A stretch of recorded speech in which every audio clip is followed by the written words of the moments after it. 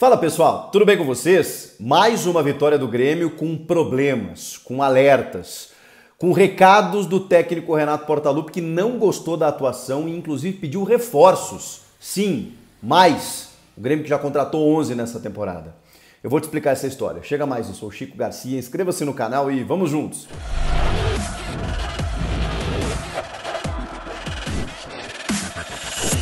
O Grêmio venceu o Avenida por 2-0, conquistou mais uma vitória, 100% de aproveitamento, disparou na liderança do campeonato, tá praticamente na próxima fase, né? Tá tudo certo em termos de resultado. O Grêmio vence os seus jogos, mesmo quando não joga bem. Só que isso preocupa por quê? Porque a régua do Grêmio ela aumentou. No momento em que você contrata 11 jogadores de uma temporada para outra, em que o Renato, por toda a sua história, por ter participado dos títulos recentes, volta ao Grêmio depois de ter retornado da Série B e obviamente mira a disputa de títulos. Quando você contrata um jogador do quilate de Luizito Soares, o Grêmio está olhando para frente. O Grêmio está olhando para competidores do nível de Palmeiras, Flamengo, Atlético Mineiro, Internacional, São Paulo, Fluminense, essa galera aí que o Grêmio está olhando. E no Campeonato Gaúcho, no regional, beleza, tá tudo lindo, tá tudo certo. Mas por mais que o parâmetro eu brinque até, gente, não tem o que fazer, o Grêmio tá jogando o Campeonato Gaúcho e tem que passar por cima dos adversários. Só que assim, o Grêmio está vencendo os seus adversários, só que com o desempenho ainda deixando a desejar em alguns aspectos. É claro que o time está em formação e eu acho natural. O Renato está tentando encontrar um time e a gente pode criticar aqui algumas escolhas dele, como insistências muitas vezes em jogadores que já não deram resposta em outros momentos, como o Tassiano, como o Thiago Santos, como o Diogo Barbosa. Mas também é verdade que o Renato com exceção desses fatos que eu citei, tá? Porque não imagino que você precise conhecer mais do Thiago Santos, só para dar um exemplo. Mas é fato que ele está rodando todo mundo e está dando oportunidade para todo mundo. E acho que o Renato já identificou algumas carências mesmo com esse time. Por quê? Porque em algum momento talvez o Thiago Santos tenha que jogar. Em algum momento o Diego Souza vai ter que entrar. Em algum momento o Diogo Barbosa vai ser a solução para ser a alternativa do Reinaldo. Isso é suficiente para encarar uma temporada com Copa do Brasil, com Campeonato Brasileiro, para o Grêmio mirar, se não títulos dessas competições, pelo menos performar bem? Eu acho que esse é o grande questionamento. O Renato foi para a entrevista coletiva de forma muito consciente. Toda a crítica que se faça ao Renato, ela não passa pela consciência que ele está tendo das atuações. E ele disse, eu não gostei da minha equipe em nenhum momento no jogo de hoje. E o Renato é o cara que mais defende o grupo de jogadores, muitas vezes flerta com o ilusionismo, quando muitas vezes a gente quer criticar, ele vai lá e ele é o cara que bota panos quentes. Não, tá tudo certo, é isso mesmo, e bababá, e dentro do vestiário provavelmente rasga os caras. Essa normalmente é a postura do Renato. Para ele ter dito isso, é porque realmente a coisa não tá legal. E não tá, gente. O Grêmio foi submetido, se submeteu ao jogo do Avenida durante todo o primeiro tempo. O Avenida. O Garré, camisa 10, da equipe de Santa Cruz, criou as duas mais importantes e mais claras chances do jogo no primeiro tempo. Numa falta que ele cobra no ângulo e o Adriel defende, o Adriel sendo o goleiro titular nesse jogo, e até foi bem, defendeu algumas bolas difíceis, e depois eu não entendo, eu tô no limite de entender se foi uma grande defesa ou se foi um grande vacilo, né? Porque o Garré corta e chuta e ele espalma, a bola bate na trave e vai para fora do gol. Não sei se ele tentou segurar ou se ele foi na bola de segurança e afastou. Enfim, o fato é que a bola não entrou, mas ali quase sai o gol do Avenida. E o Grêmio não produziu no primeiro tempo. O Grêmio não conseguiu produzir, não conseguiu vencer a marcação do Avenida e poucas chances criou. Claro que o jogo muda a partir do gol do Grêmio, que sai não através de uma jogada construída, de uma grande produção ofensiva, do Grêmio amassando o seu adversário, metendo bola na trave, obrigando o goleiro a fazer milagre, nada disso aconteceu. Só que acontece um erro de malandragem do PP com Luizito Soares e Cristaldo. E o lance que dá toda a confusão, origina toda a confusão, e a expulsão de 2 jogadores da equipe do Avenida, os 2 zagueiros, o Mikael e o Marcão. O que acontece? O PP, ele cobra a falta de forma rápida, encontra o Luizito, que desloca o goleiro, chega o Cristaldo batendo. O que os jogadores do Avenida, obviamente, reclamaram e foram para cima do árbitro de uma forma muito veemente. e aí tentaram agredir o juiz, enfim, acho que ali ele não ficou numa situação confortável a não ser de expulsar realmente os jogadores. Não tem muito o que fazer quando isso acontece. Agora, ele errou em permitir a cobrança rápida? Bom, só para explicitar a regra aqui. A barreira, primeiro que ela não existe na regra do futebol. O que é a barreira? A barreira são os 9,15 metros que o time que tem a falta, que recebe a falta, ele tem como possibilidade para cobrar essa falta distância regulamentar de 9,15 metros para que o adversário se coloque. O que o futebol inventou? A colocação de uma barreira para impedir que essa bola chegue ao gol, para dificultar o batedor. Porque a barreira nada mais é do que uma parede humana de jogadores que só podem se colocar a 9,15 metros para que o time do jogador que vai bater a falta, ele tenha essa distância para poder cobrar a falta. Então assim, você não pode beneficiar o infrator. O infrator é o time adversário. Se você opta por cobrar rápido, você pode, desde que o juiz autorize ou de que o juiz não tenha solicitado a formação da barreira, acho que esse é um ponto importante. Se o juiz não solicitar a formação da barreira e você cobra rápido, não tem problema. Só que aí o time que recebeu a falta, ele abre mão dos 9,15 metros. Vocês estão entendendo?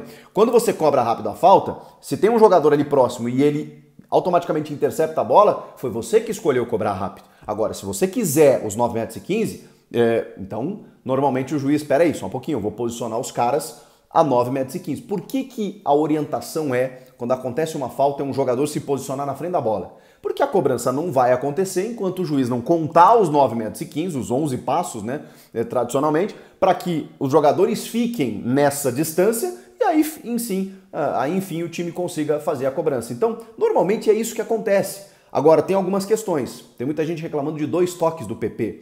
Eu realmente não sei se o PP domina e a partir do momento em que ele chuta a bola, esse não é o primeiro toque. Se a bola tá rolando, não tem VAR nessa fase do Campeonato Gaúcho. Então, a coisa obviamente aconteceu muito rápido. Agora, a cobrança rápida, ela é permitida. Se o juiz levou o apito à boca, mas ele viu que o time cobrou a falta rápida, ele mandou seguir. Então, desde que o futebol existe, a gente vê faltas cobradas rápidas e o time adversário, enfim, ser pego de surpresa porque não estava esperando. Agora, se o árbitro começa a contar os passos da barreira ou se sinaliza que a cobrança tem que ser apenas no apito, bom, aí sim ele tem que apitar, peraí, volta aqui, que eu não autorizei. Eu disse que seria só no apito. Esse é o procedimento. Então, assim, o árbitro acabou se atrapalhando, evidentemente, talvez na sua sinalização. Agora, se a falta foi cobrada sem os 2 toques do PP, que realmente eu não vi essa situação. Se teve 2 toques, aí é outro problema. Se foi cobrada sem os 2 toques de forma rápida, tá tudo certo. Aí como a gente diz aqui, chupou bala a equipe do Avenida.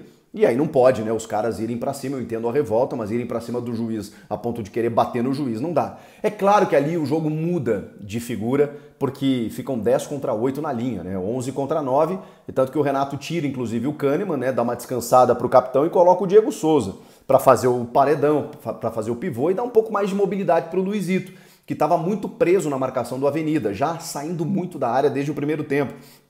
Ele estava voltando muito para buscar jogo.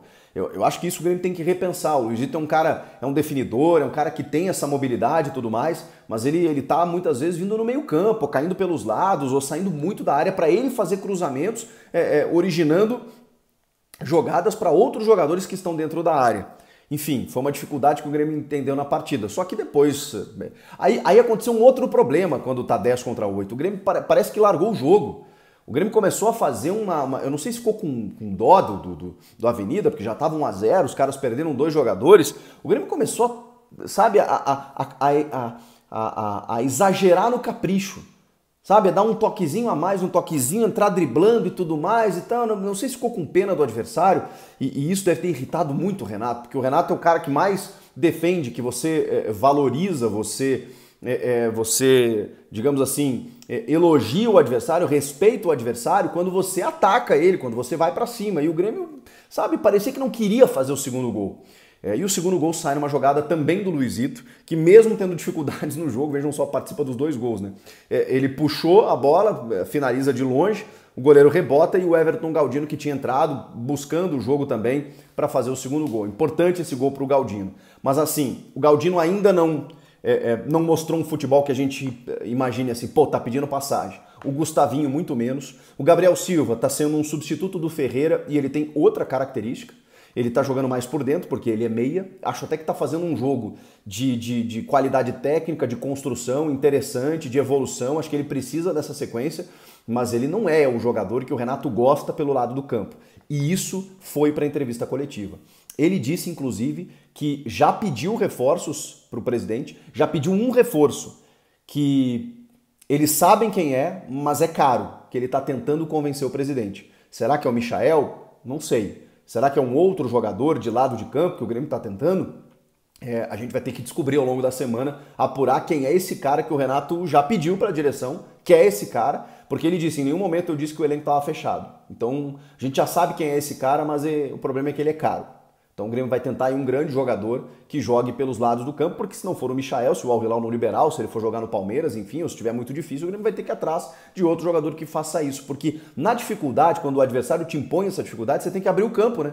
Você tem que ter esse 1 contra 1. E o Renato ama esse jogador. E ele fala, todos os grandes times têm esse jogador que quebra linhas. E eu preciso desse cara. E o Ferreira é um cara que tem dificuldade de ter sequência, né? Foi poupado por desgaste muscular. O Renato falou que se fosse uma semifinal, se fosse uma decisão, ele jogaria, mas que, enfim, nesse jogo em casa aqui, preferiram preservar, mas assim, o Ferreira tem um histórico, né? Então, aí na ausência do Ferreira você põe o Gabriel Silva, não é um jogador de lado de campo. Sobre o Vina, ele disse que enxerga o Vina como um segundo atacante, e é curioso, porque o Grêmio não joga com 2 atacantes, a menos que ele mude o esquema, e aí a partir dali você jogue com Vina e Soares, quando o Vina jogar. Eu imaginava sempre o Vina como o cara aberto pela direita, mas vou dizer uma coisa, o Bitelo jogou bem de novo, né? Mesmo numa função que não é a dele, que não é a melhor, jogou muito bem. O Cristaldo, que foi para fazer a articulação, estava errando tudo até fazer o gol. Estava muito mal no jogo, completamente deslocado. O Grêmio não fez uma boa partida. O Vijaçante titular, para mim, ele tem que ser titular para ontem, é óbvio. E o Renato optou pelo PP, que eu acho que faz um jogo de muita entrega, que é um cara que toca muito na bola. Você vê que ele dita o ritmo do jogo. Na ausência do Cristaldo, por exemplo, que não jogou muita coisa, o PP foi o cara que ditou as cartas, que tentou fazer alguma coisa no Grêmio. Mas o Vijaçante foi o cão de guarda ali na frente da área, coisa que o Grêmio não tem quando jogam Carbajo e PP. Então essas dúvidas todas estão postas e o Renato vai ter que definir um time, né? Porque ele tá fazendo testes, mas e aí? Até a véspera do Grenal, ele precisa definir pelo menos uma escalação entre os 11 e os outros vão ter que buscar uma vaga no time titular. Sobre a véspera do Grenal, está definido que o Grêmio vai enfrentar o Campinense, né, no Nordeste, dia 1º de março, só que é na semana do Grenal. Dia 4 é o Grenal.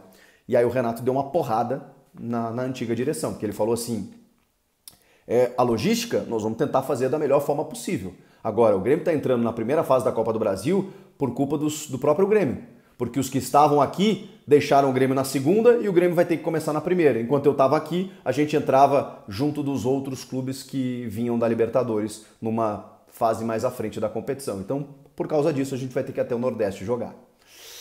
Deu uma porrada. O Renato muito consciente, muito responsável das suas escolhas, mas que bom que ele está enxergando que apesar das vitórias, alguma coisa ou algumas coisas ainda precisam ser feitas em termos de ajuste do time. O time ainda não está coeso, o time ainda não está envolvente, tem muitas dúvidas na escalação e aparentemente tem mais reforço para chegar. O que vocês acharam do jogo? Comenta aqui, inscreva-se no canal e eu volto na próxima. Tchau!